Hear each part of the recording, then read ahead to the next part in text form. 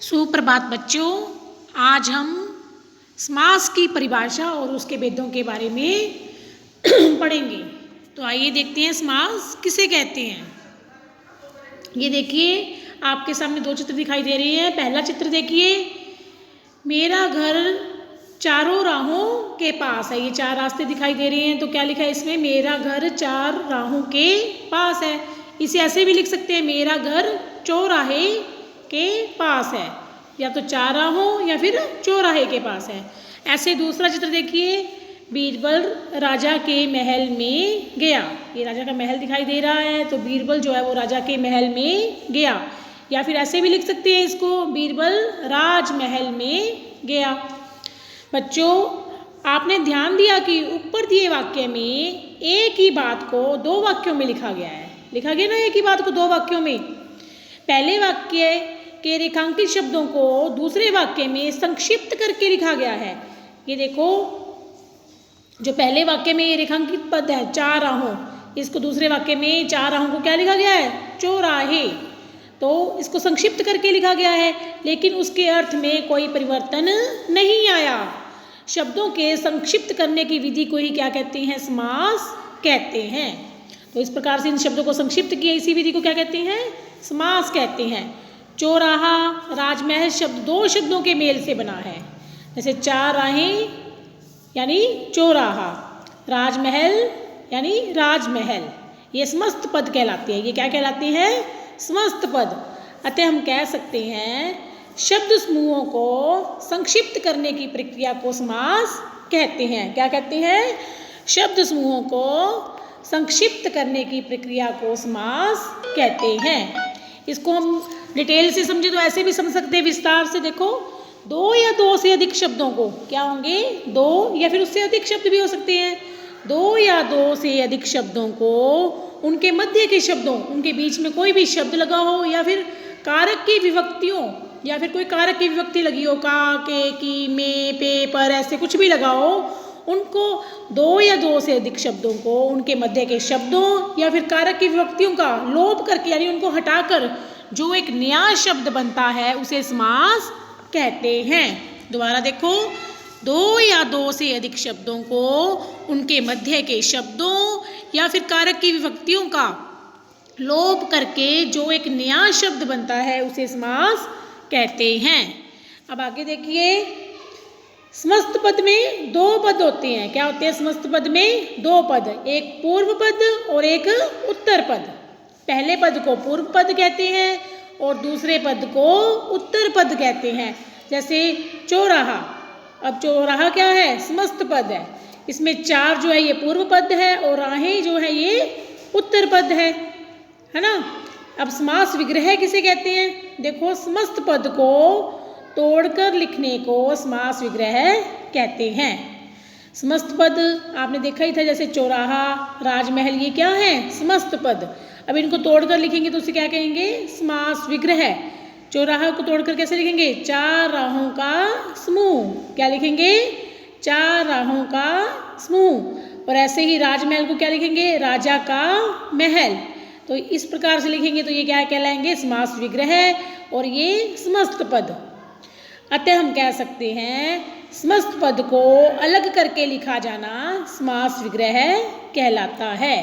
क्या कहलाता है? समस्त पद को अलग करके लिखना समास विग्रह कहलाता है। तो ये तो हो गया समास की परिभाषा, समस्त पद, पूर्व पद, उत्तर पद और समास विग्रह की परिभाषा। अब आगे देखते हैं समास के कितने भेद होते हैं। तो समास के 6 भेद होते हैं। मुख्य रूप से समास के कितने भेद होते हैं? 6 भेद। पहला है तत्पुरुष समास, दूसरा कर्मधारय समास, तीसरा द्विगु, चौथा द्वंद्व, पांचवा बहुव्रीहि और छठा अव्ययी भाव। तो आइए इनके बारे में विस्तार से जानकारी प्राप्त करते हैं। पहला है तत्पुरुष समास। कौन सा है पहला? तत्पुरुष समास। जिस समास में दूसरा पद प्रधान हो, यानी उत्तर पद। कौन सा पद प्रधान हो?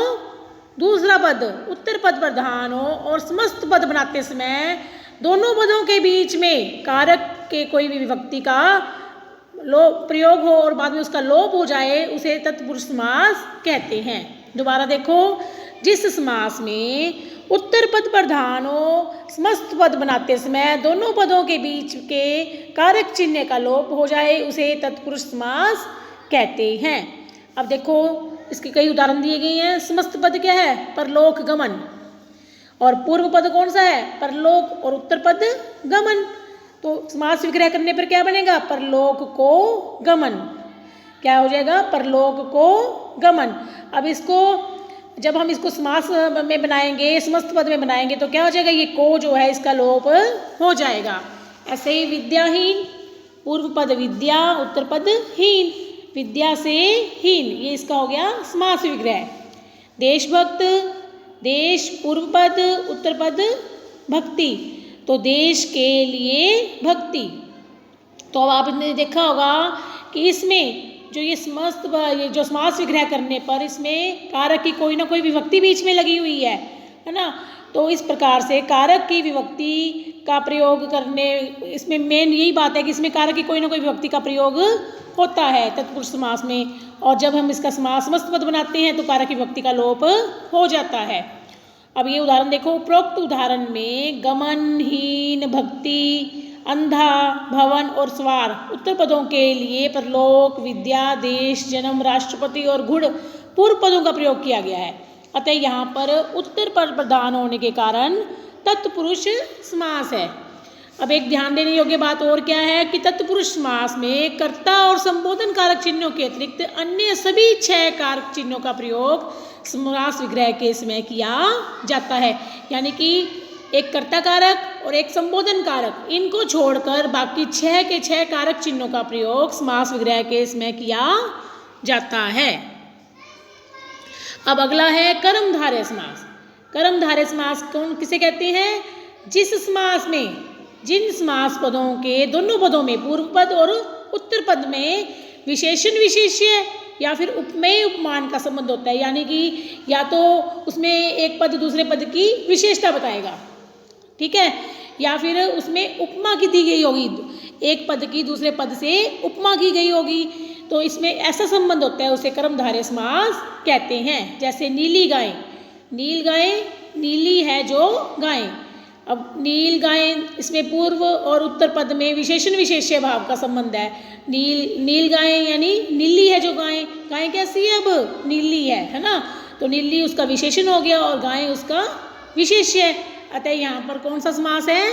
कर्मधारय समास है, क्योंकि इसमें विशेषण विशेष्य भाव का संबंध है। अब आगे एक उदाहरण और देखते हैं। कमल नयन, कमल के समान नयन, नयन कैसे है? कमल के समान। अब इसमें आंखों की तुलना, नयन की तुलना कमल से की गई है। किससे की गई है? कमल से। तो नयन क्या हो गए? उपमेय, जिसकी तुलना की जाए उसे कहते हैं उपमेय। उपमान, जिससे तुलना की जाए। उपमान किसे कहते हैं? जिससे तुलना की जाए। अतः यहाँ पर उपमेय उपमान संबंध होने के कारण कर्मधारय समास है। इसी के ऐसे और बहुत सारे उदाहरण दिए हुए हैं। देखो नीचे, महाराज, महान है जो राजा, राजा कैसा है? अब महान। तो यहाँ पर विशेषता बताई गई है कि राजा की, कि राजा महान है, तो विशेषण विशेष्य भाव का संबंध हो गया। नील कमल, नीला है जो कमल, कमल कैसा है? अब नीला। तो यहाँ पर भी उसकी विशेषता बताए जाने के कारण कर्मधारय समास है। पीताम्बर, पीला है जो अंबर, यानी अंबर यानी वस्त्र, जो वस्त्र कैसे हैं? पीले। तो यहाँ पर भी विशेषण विशेष्य भाव का संबंध है। चरण कमल, कमल चरण कैसे हैं? कमल के समान, कमल के समान चरण। तो चरण किसके समान बताए गए हैं? कमल के समान। तो यहाँ पर उसकी कमल चरणों की उपमा किससे दी गई है? कमल से। तो यहाँ पर उपमेय उपमान संबंध है। क्या है? उपमेय उपमान संबंध है। चंद्रमुख, चंद्रमुख में भी चांद जैसा मुख, मुख कैसा है? चंद्रमा के समान। तो यहाँ पर भी उपमेय उपमान संबंध है। स्त्री धन, स्त्री रूपी धन, यहाँ पर भी उसको जो स्त्री है उसको किससे उपमा दी गई है? धन से। तो यहाँ पर भी उपमेय उपमान संबंध है। ऐसे ही वचनामृत में भी उपमेय उपमान संबंध होने के कारण कर्मधारय समास है। अब आगे है तीसरा है द्विगु समास। इस समास का सीधा सा है कि द्विगु समास में इसका पहला पद जो होता है वो संख्यावाची होता है और संपूर्ण पद समूह का बोध कराता है। तो इसमें द्विगु समास होता है। पहला पद इसका क्या होगा? संख्यावाची। अब देखो समस्त पद चौराहा, अब इसका समास विग्रह करने पे क्या बनेगा? चार राहों का समूह। पहले क्या है इसके पूर्व पद? चार, और दूसरा उत्तर पद राहु, तो पूर्व पद क्या है? संख्यावाची है। ऐसे नीचे और उदाहरण है तिरंगा, नवरात्र, नवरात्रों का समूह। तो पहला पद जो है वो संख्यावाची होने के कारण यहाँ पर द्विगु समास है। ऐसे यहाँ पर कुछ और उदाहरण दिए गए हैं। देखो चारपाई, चार पैरों का समाहार, पंचतत्व, पांच तत्वों का समूह, और देखो अठन्नी, आठ अन्नों का समूह, चतुर्भुज, चार भुजाओं का समाहार, सप्ताह, सात दिनों का समूह, दोपहर, दो पहरों का समाहार, नवरत्न, नौ रत्नों का समूह, त्रिनेत्र, तीन नेत्रों का समाहार। तो इसमें पहला शब्द जो पहला पद है वो संख्यावाची होने के कारण यहाँ पर कौन सा समास है? द्विगु समास है। अब अगला है द्वंद्व समास। कौन सा है? द्वंद्व समास। जिन समासिक पदों में दोनों पद प्रधान हो और उनके विग्रह में और अथवा या लगता हो। क्या लगता हो विग्रह करने पर? और या फिर या, उन्हें द्वंद्व समास कहते हैं। इसमें दोनों पद प्रधान होते हैं। देखो समस्त पद माता पिता, अब माता पिता दोनों में दोनों प्रधान है ना, पहला पद माता, उत्तर पद पिता। अब इनको विग्रह करेंगे तो क्या बनेगा? माता और पिता। उतार चढ़ाव, उतार या चढ़ाव, राधा कृष्ण, राधा और कृष्ण। यहाँ पूर्व पद और उत्तर पद दोनों ही प्रधान है। इन समस्त पदों का विग्रह करने पर और या का प्रयोग हुआ है, अतः ये द्वंद्व समास है। द्वंद्व समास में क्या होता है कि समस्त पद में बीच में क्या लगा होता है? योजक चिन्ह है। ऐसे निशान लगा होता है तो इसको क्या कहते हैं? योजक चिन्ह। ये देखो इसके बीच में लगा है, पाप और पुण्य के बीच में क्या लगा हुआ है? ये योजक चिन्ह है। इस डंडी को कहते हैं योजक चिन्ह है। तो योजक चिन्ह को हटाकर और या फिर या का प्रयोग किया जाता है, उसे द्वंद्व समास कहते हैं। अब समस्त पद पाप पुण्य, समास विग्रह पाप और पुण्य, सुख दुख, सुख और दुख, दिन रात, दिन और रात, गुरु शिष्य, गुरु और शिष्य, अपना पराया, अपना या पराया, हार जीत, हार या जीत, दूध दही, दूध और दही। तो इन सब में विग्रह करते समय और या फिर या का प्रयोग किया जाता है, और इसमें दोनों पद प्रधान होने के कारण यहाँ पर द्वंद्व समास है। अब अगला है बहुव्रीहि समास। कौन सा है? बहुव्रीहि समास। जिस समस्त पद का कोई पद प्रधान न हो। क्या है इसमें? जिस समस्त पद का कोई भी पद प्रधान न हो और दोनों पद मिलकर किसी अन्य अर्थ का बोध कराएं, उसे बहुव्रीहि समास कहते हैं। अब बहुव्रीहि और कर्मधारय में केवल एक ही अंतर है कि कर्मधारय समास में पूर्व पद उत्तर पद में विशेषण विशेष्य या उपमेय उपमान का संबंध होता है, जबकि बहुव्रीहि समास में दोनों पद मिलकर कोई तीसरा ही पद बनाते हैं, यानी कोई अन्य ही अर्थ निकलता है, उसे बहुव्रीहि समास कहते हैं। आइए इसके उदाहरण देखते हैं। लंबोदर, लंबा उदर। पहला क्या है? लंबा उदर। अब उदर कैसा है? लंबा। अगर हम ऐसे कहेंगे तो ये क्या बन जाएगा? कर्मधारय समास। लेकिन इसमें क्या अर्थ निकलता है इसका? लंबा है उदर जिसका, अर्थात गणेश, यानी इसका अलग अर्थ निकल रहा है। तो ये किसका उदाहरण है? बहुव्रीहि समास का। चतुर्भुज, अब चतुर्भुज उसमें भी आया था कर्मधारय में। तो देखो चार हैं भुजाएं जिसकी, अगर हम इसको ऐसे लिखेंगे तो क्या इसका अर्थ होगा? अर्थात भगवान विष्णु। चार हैं भुजाएं जिसकी, अर्थात भगवान विष्णु। दशानन, दशानन दस आनन, आनन यानी मुख, 10 है आनन जिसके, अर्थात रावण। यहाँ दोनों ही पद प्रधान नहीं है, बल्कि दोनों पदों के माध्यम से किसी अन्य अर्थ का बोध कराया जा रहा है, अतः यहाँ पर कौन सा समास है? बहुव्रीहि समास। कुछ और उदाहरण देखते हैं। नीलकंठ, नीला है कंठ जिसका, अर्थात शिव जी। चक्रपाणी, चक्र है हाथ में जिसके, पानी यानी हाथ, चक्र है जिसके हाथ में, वो कौन है? कृष्ण, हाँ भगवान कृष्ण। वीणापाणी, वीणा है हाथ में जिसके, कौन है? सरस्वती। त्रिलोचन, 3 है लोचन जिसके, अर्थात शिव जी। गजानन, गज के समान है आनन जिसका, यानी हाथी के समान है जिसका मुख हो। कौन है? गणेश। पंकज, पंख में उत्पन्न होने वाला, पंख यानी कीचड़, कीचड़ में ज बने उत्पन्न होना, कीचड़ के अंदर कौन पैदा होता है? कमल। प्रधानमंत्री, मंत्रियों में जो है प्रधान उसे कहते हैं प्रधानमंत्री, पद विशेष्य है अब इसमें, तो ये पद है उसका विशेष पद है ना उसको मिला हुआ, तो इसीलिए यहाँ पर कौन सा समास है? बहुव्रीहि समास। अब इस समय हम इसको क्या कह सकते हैं? प्रधानमंत्री, मंत्रियों में है जो प्रधान अर्थात नरेंद्र मोदी, तो इस प्रकार से यहाँ पर बहुव्रीहि समास है।